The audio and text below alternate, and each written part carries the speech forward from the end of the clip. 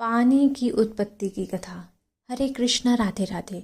आप सभी का बहुत बहुत धन्यवाद मेरे चैनल पर आने के लिए। आज की वीडियो में मैं कार्तिक मास की कथा का तीसरा अध्याय लेकर आई हूँ।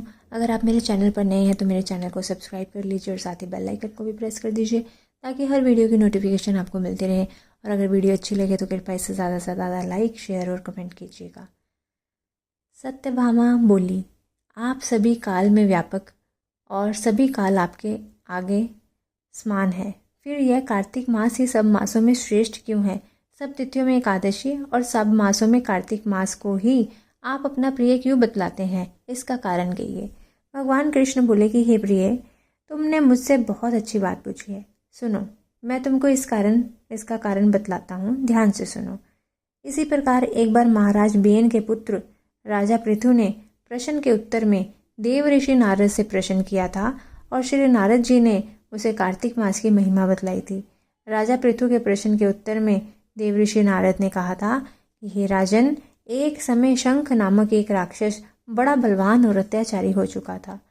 उसने अपने अत्याचारों से तीनों लोकों को कंपायमान कर दिया था। उस शंखासुर ने स्वर्ग में रहने वाले देवताओं को जीतकर इंद्र आदि 10 लोकपालों के अधिकारों को छीन लिया। उससे डरकर सभी देवता सुमेरु पर्वत की गुफाओं में कुटुंबियों के साथ बहुत दिनों तक छिपे रहे।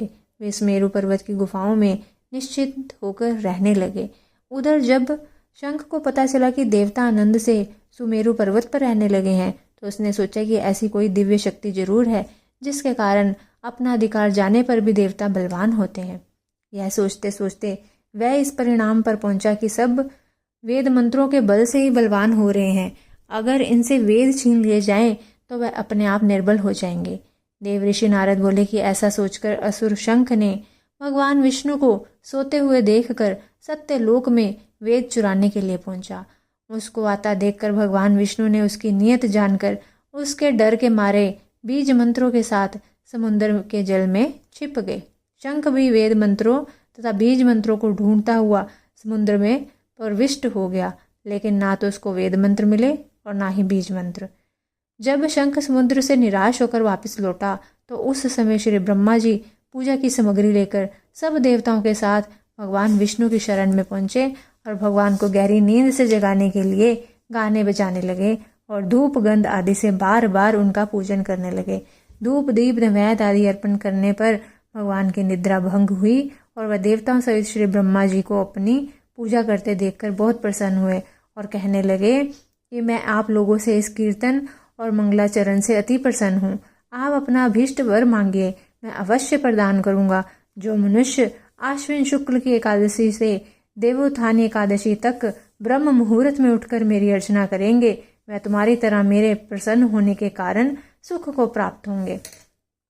यह जो पाद, अर्घ, आचमन और जल आदि सामग्रियां आप लोग मेरे लिए लाए हैं वह अनंत गुणों वाली होकर आपका कल्याण करेंगी।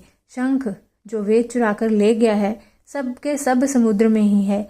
मैं उस शंखसुर को मार कर ले आता हूँ। आज से मंत्र, बीज और वेदों के साथ चारों वेद प्रति वर्ष कार्तिक मास में जल में विश्राम किया करेंगे। अब मैं मत्स्य का रूप धारण करके समुद्र में जाता हूँ और आप लोग भी ऋषि महर्षियों को साथ लेकर मेरे साथ चलें। जो कार्तिक मास में हर रात्रि पहले स्नान करते हैं वे निश्चय ही अक्षय फल को पाते हैं।